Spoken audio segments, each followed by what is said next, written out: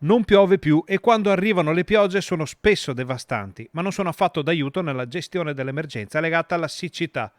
E così anche la Brenta va in crisi, tanto che le riserve del Corlo hanno i giorni contati. Lo conferma pure il presidente del consorzio di bonifica.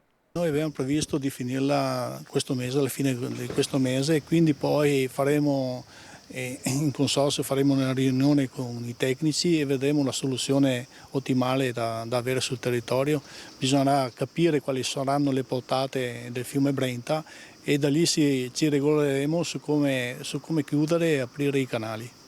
Il grande fiume è un paziente al cui capezzale sono molti medici, che però non hanno gli strumenti e le medicine per curare il guaio antico di cui soffre il malato. Il fiume Brenta è un malato cronico in fase terminale perché è arrivato qualche settimana fa a 1,5 cubo di portata prima a monte dell'affluente Cismon.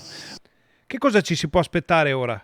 Bisognerebbe aspettarsi un po' di pioggia perché qui non se ne vede dalla fine, non ho mai visto una cosa del genere perché siccità sì va bene, ma 2 o 3 mesi che non piove è una cosa mai vista.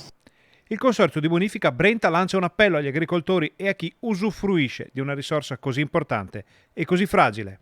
A tutti i cittadini e a tutti gli utenti devo dire di stare attenti, di utilizzare l'acqua quando è il loro turno, di non andare a usare l'acqua degli altri e avere un risparmio, di usarne il meno possibile perché la situazione non è certamente delle migliori.